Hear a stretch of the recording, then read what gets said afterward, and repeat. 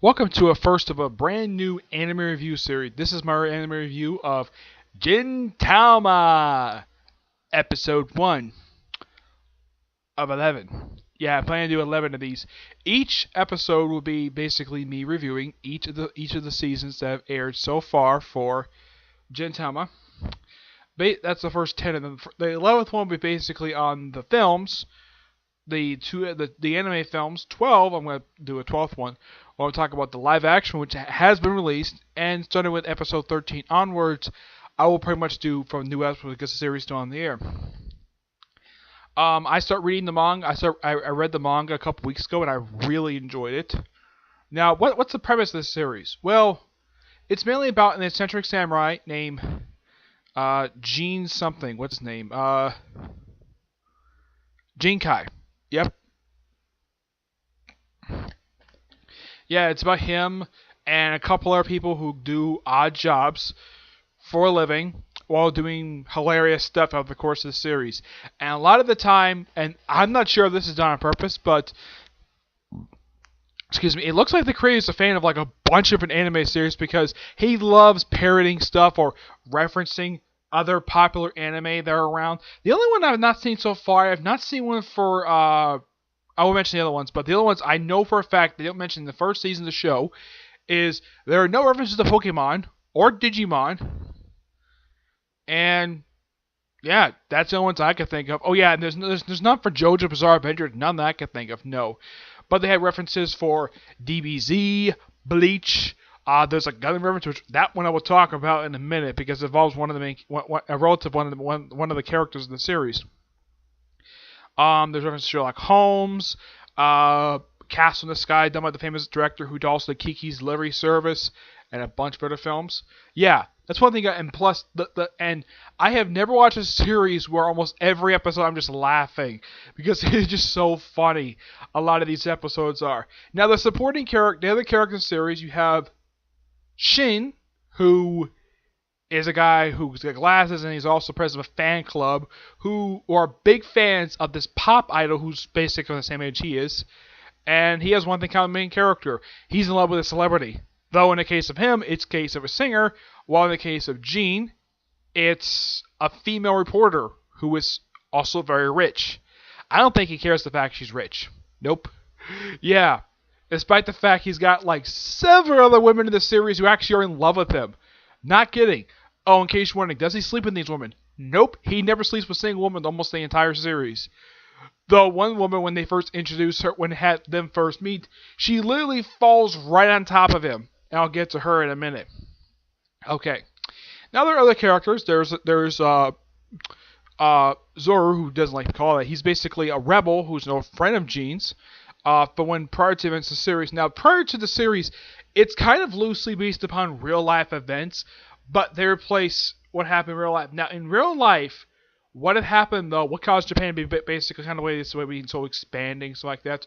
For centuries, Japan was very isolated and very little trade with outside countries.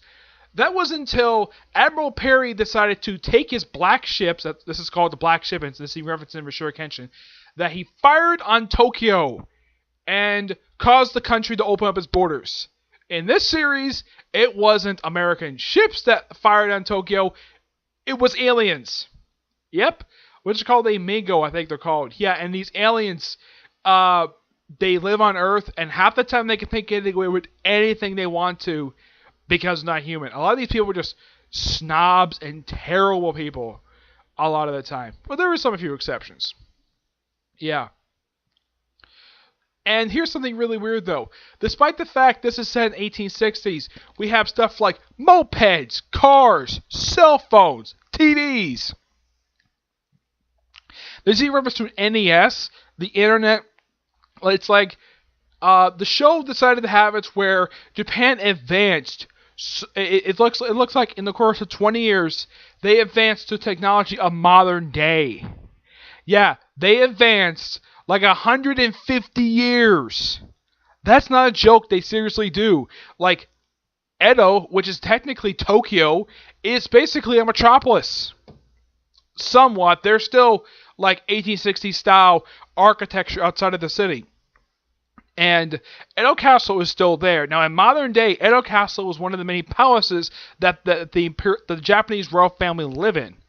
Yeah, for why I've done a little research of this, that Edo Castle was actually home with one of the Japan's many shoguns they had over the centuries. Yeah. Yeah, shogun is technically a dictator who rules for a certain period of time. Yeah, I've done a lot of research on Japan stuff. Though I've personally never been there before. I would love to go there. I know a friend of mine has gone there. He took a group of kids over there to visit Japan a few years ago. I couldn't afford to go because he never asked me. Yep. So over the course of these episodes, they do various things, and they do various different jobs. Now they meet various people. They meet the Shinigami, which they are a real organization. They did exist for almost the entirety of the 1860s, and by the time the thing ended, they were disbanded. The reason why they disbanded in real life, because the Meiji government basically disbanded them. Here, they're just comedic. They're just comedic cops. Yeah, their chief is a stalker who stalks teenager. Their vice chief is known as a demon, and he takes his job very seriously. And his subordinate loves taking out a bazooka and firing at people for like no reason, just because, hey, let's take out some heavy bazookas and fire it at various people for like no explained reason. Yeah, it was so hilarious, the fact that he would just do this. And he does this almost every episode he's seen in. He literally just shows up and just fires bazooka. Heck, he even at one point when the show was set in summer, he come up with this thing of summer attire for the entire Shinigami, which involved them to take off their inner shirts, cut their sleeves out their jackets, and everybody except for the vice chief does this, which I think is so weird. Heck, the chief even gets on it, which is so hilarious.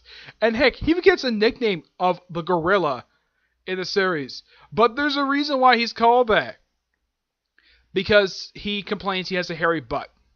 Yeah, which the hair is in the shape of an afro. And he's quite embarrassed by it.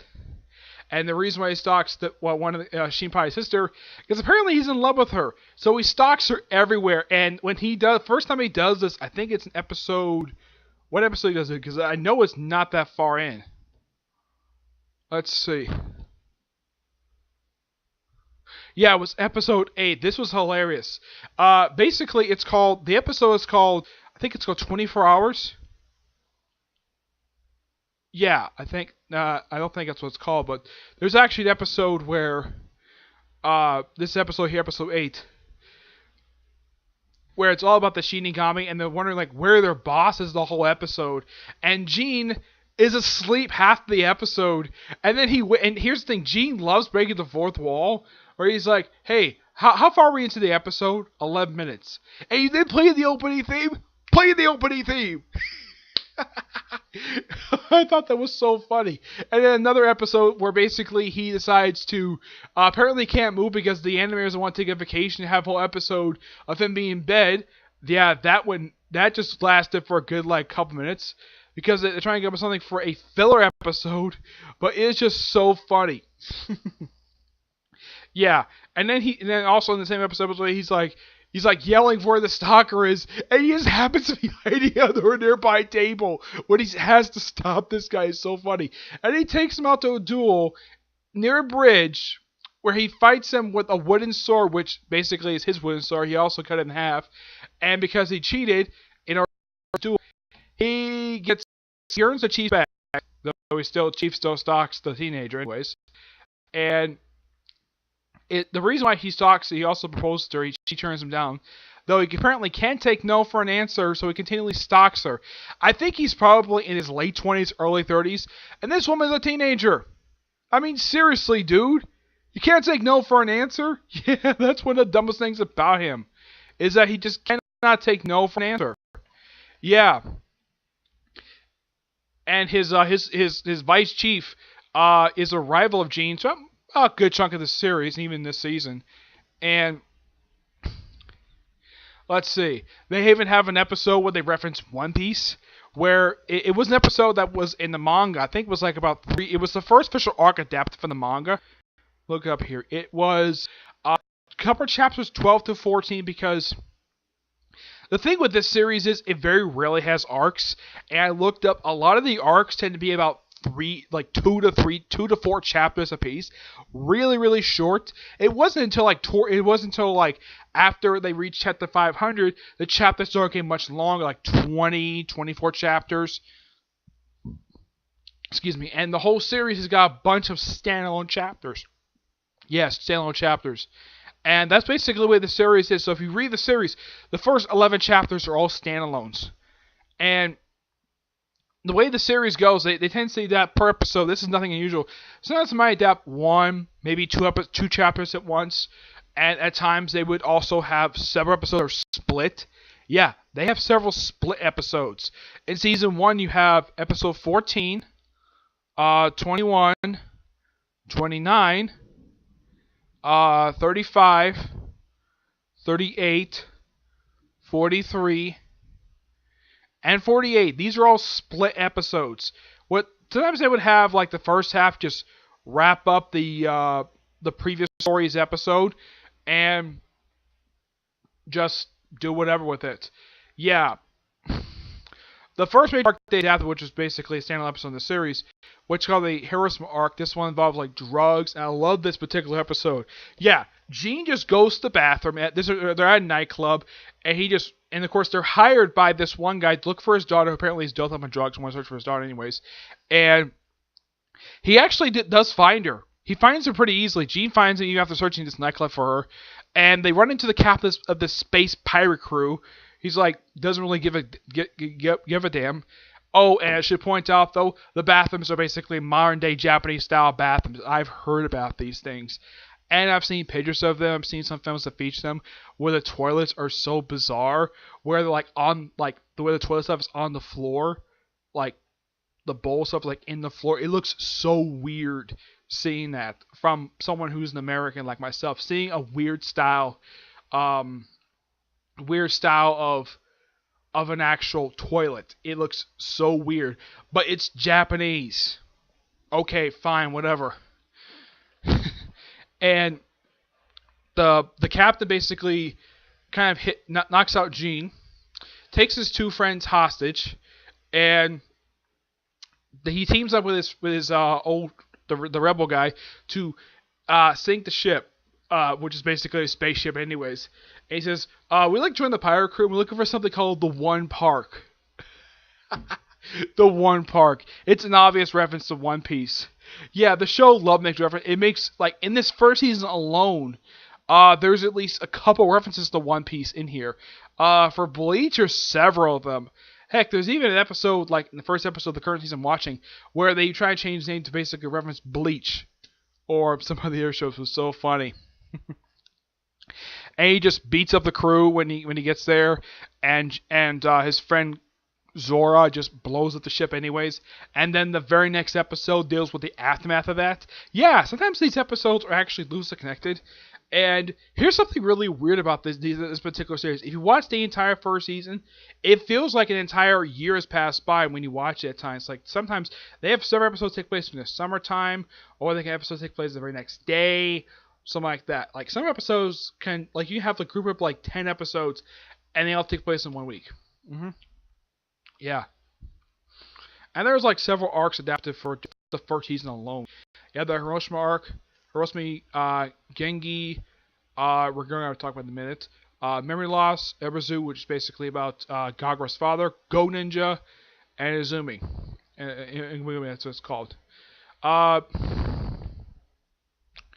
The Genki arc, that one is, if I can find it here.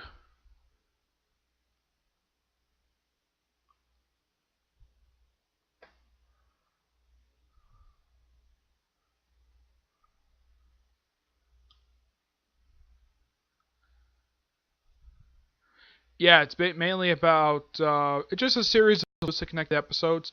Like, well, actually, it's adapted for 17. Yeah, 17. This one is just going to a festival. Yeah, let's see. What was the first arc that spanned more than one episode? I would say it's the Runkin. This one was a very serious one where they're actually asked by the Sabo, the guy who fires a bazooka a lot.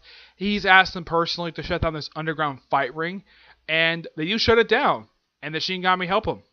And then the very next episode, this was the aftermath of it, and the chief of the police force for the entire country, goes to Kaido. He's actually the leader of the Shinigami, and he apparently has various assassins, even though these people are not really trying to assassinate him anyways. They get there and they think they'll be punished because some people involved with who are actually people behind the forces of the Edo government have some stake in it. They didn't have a problem with them shutting it down. They just gave him a pat on the back, and that was it. Yeah. Oh, I should point out though, there is a character who just showed up for the pilot episode, which was now an all special, which introduced people like a lot of the characters pop up over the course of the series. In episode 10, introduced the series mascot, Shotoru, I think it's called. I think the name of the dog is.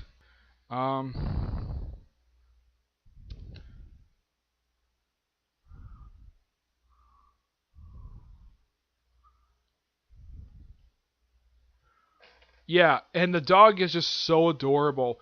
And he appears in a good chunk of the episodes. And Kagura, who is a super strong woman, can apparently pick up this giant dog and just do whatever with it. She can even stop, and this dog has a tendency to bite people a lot. Like almost every person this dog meets. Except for the Shinigami for some reason. I mean, he bites Gin, Shin, bites the female ninja.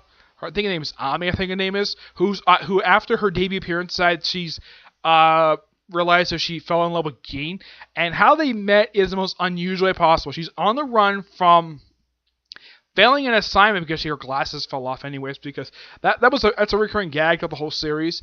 Is a lot of time when she's seen, she takes off her glasses fall face. The one episode she actually smashes her glasses on purpose.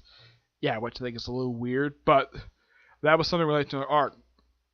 And she just falls through just by sheer coincidence. She falls right through the roof and lands right on top of the main character of the series. And I thought this was so funny. And Shingo goes to wake up. Gene's like, "Oh, I don't want to know about this." And Kagura's like, "What the heck is this?" It was so funny. And even Gene's like, "What?" I'm like, "Gene, there's a smoking hot woman right on top of you. And there's no reaction. There's like no really big reaction from you. It's so hilarious." Yeah, and over the course of these episodes, they don't adapt every single chapter in order. And over the course of like the first 37 episodes, they adapt the first 20 chapters, 23, 28 to 40, 42 to 45, 47 to 54, 65, 81, 85, 86, 99 to 100. Of course, they have other chapters as well, but mostly they adapt in just the first season alone, around the first 100 chapters. Yep. Trying to think, what else? Oh yeah, there's this Prince guy. Yeah, and they always have this weird music whenever he shows up. It sounds like jungle music, like woohoo. Yeah, he shows up in the course of the first season. He shows up in the course of 5 episodes, and there's one episode involving giant cockroaches. And he has this thing where he basically stupidly brings dangerous creatures to Earth, and just accidentally unleashes them. In the case of the cockroaches, this one was a bit bizarre, where apparently he was the one who brought it to Earth, and the announcer got so upset, he basically got up, took off his shirt, and put the prince in the walls of Jericho. I'm not kidding, he did. If you watch, any wrestling fan who watches that episode, you'd be like, that's the walls of Jericho. Yeah, I think there's also like some, yeah, there's, just like in Fairy Tail, some characters love putting other characters in popular wrestling moves. Like, I think I did see a Boston Crab at one point, but yeah, the Walls of Jericho was the most obvious one I saw. And also the Prince's first appearance, it also introduced, this is the Prince of the Midstar Galaxy, Midstar Planet, I think it's called. And apparently he's got diplomatic immunity for some reason. In fact, he's referred to as commonly as the Idiot Prince, even by his own subordinate. In public. Yeah. And this guy Harrison basically, where he's this cool guy with sunglasses. After he punches the prince, loses the job, and he has this recurring thing afterwards. There's a gag with him where every time you see him, he's got a new job. Yep. Almost every time you see him, he's got a brand spanking new job, and he loves keeping those sunglasses because they're so expensive. Kind of like what Gene can't give up a sword. And there's even one episode where when they have these priestesses show up for one particular episode, these Michael priestesses. Let's see if I can find the. Yeah, it's Indran. Yeah, involving Shoto returning to a demon and him finding a mini version of him. And they had to go to a baseball stadium. By the way, this is a real building in Tokyo. I don't know if it's called the Edo Dome in real life, but I know this building is because I've seen pictures of it. And I've seen this thing also pop up on Ninja Storm. Like, if you see that one particular moment in I'm trying to think, I think it was Ninja Storm or Time Force, where a dome just turns to like a portal and things come popping right out. I think it's in Time Force. Yes, I believe it is. Trying to think what else. Oh yeah, they had one episode called Go Ninja, where all the characters dress up like, well, the Kakura Rangers. Yeah, well, they're ninja forms anyways. And Jean wears white. The female ninja, I think she wears purple, I think. Kura, basically, the whole point of this episode would just get back his talking penguin, Elizabeth. Yeah, this giant penguin who's also partially a guy who's also directed the series, which is really weird. They don't properly explain him. And apparently it's about 3 different versions of Elizabeth, I found out, yeah. And they have Shane wear I think it's a Dalmatian style one. And Kagura wears red, and she and Zero call themselves the Curry Ninjas. I thought this was so funny. The fact that they did this was just so hilarious. In the Ezra arc, the main character, the guy introduced the arc is Kagura's father. I think he was referenced once prior to this, but he just shows up. Apparently, he's a celebrity. Yeah, apparently he's a world famous alien exterminator. Yep. Yeah, and he wants Kagura to go home. He takes him home. After they briefly cause some collateral damage indirectly. So Jean kind of fires her and Jean quits and gets her back. And then pretty much in the previous episode, they had taken down this alien creature, this parasite, and somehow the prince idiotically got his hands on it, and then got out, and then Kagura's father basically realizing, oh, Jean is a good person and takes much better, and is much better, well, he's a better father figure than he was. And he has a line like, I understand why Kagura likes you. I don't think, now as far as I can tell, as far as I looked it up when it comes to Kagura and Jean, it's not a sexual relationship between the two of them. Oh no, because Kagura is like 14 at this point. Jean is in his late 20s. Yep. Yeah. It's more of a father-daughter / brother-sister relationship. And Kagura later gets a love interest of her own. And yeah. Also, during the memory loss arc, Amio, who's the female ninja, who's constantly stalks him, kind of like Kaido does with Odo, who's Oto, I think her name is. She's Shin's sister, older sister, mind you, and she's always seen wearing a kimono. And here's the thing about her: she has this thing where she beats the living crap out of people. The only person she doesn't do it to is Kagura. She does it to everybody else. And there's at one point when Kagura is gone, they didn't know she actually stayed, where Amio and Oto basically are arguing who take over the new hero in the series. There's even also this other character, Catherine, who's an alien cat creature, and she's a middle-aged woman. Yeah. And she's automatically out of the running, like some hourglass figure. Yeah, they're talking about a stereotypical version of the hero in the series. And yeah, it turns out Kagura, they were surprised Kagura stayed. Yeah, and Kagura, she has this thing where she constantly eats a lot. She eats this I think it's called seaweed pickle, I think it's called. And she even got to be friends with the Shogun's sister. Yeah. Who's around her age. This overall was a really fun season to watch, and I can't wait for season 2. But there's some really kind of, let's just say, weird episodes. Like, let's see. There's one with a sword. That was interesting. Let's see. What was really... There were some I didn't really care for. Let's see. The opening episode, just something just to get people jumping onto the series. Let's see.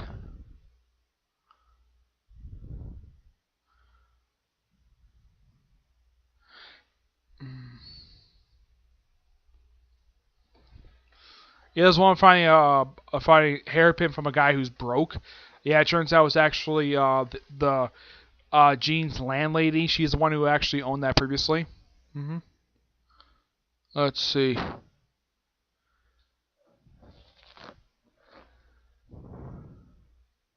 There's one episode where they go to space, which the episode itself is kind of a reference to Dune. Let's see. Oh, there's one, the panties thief one. Yeah, this one was one of the Gene's Odd Jobs Gene Chen and the Shinigami team up to take on the panty thief. And get this, the panty thief is an older guy who wears a loincloth and a scarf. And that's it. And he goes around stealing other women's panties and giving it to nerds. Wow, this was a bizarre episode when I watched it. Yeah, this was so weird. This one involving a ghost, a doll, a frog, who's actually an alien. Let's see. Yeah, the Dune episode. The one with the investigator who's behind the whole death wrestling. One where somehow, some way, the idol somehow knows where the Odd Jobs is. I don't think she got advertisement for it. And this episode was not the first time she showed up. She actually showed up in another episode which had a guy who broke out of prison. This was, of course, after they took down the pirates thing. Yeah, broke out of prison just to go to her daughter's first concert because he promised her, I don't want to bring a million roses, but he did fulfill a promise, basically, of going to the concert. He did bring a million roses, brought a few flowers, he says, and then she tells, basically, her father, who's under a mask, because, she don't want to be publicly ridiculed for having a father who's a convicted felon. He says, next time, bring me those million roses, I'm happy you came to the concert. Yeah. Overall, fantastic season. And I'm already partway through. I'm only like a few episodes in season 3, and I can't wait to continue it more. Alright, so that's it for this particular review. Not much else to say. Fantastic season. Excuse me, my next couple videos are going to be a couple comic corners. I'm also going to do, hopefully, my review of the newest episode of Attack on Titan. Newest chapter for 7 Deadly Sins, and that's it. The Skype episode, I'm going to save that probably for tomorrow or Thursday at this point, because I want to get like a little bit more into season 2 before I do that particular one, okay? But until I see you on the next review, bye.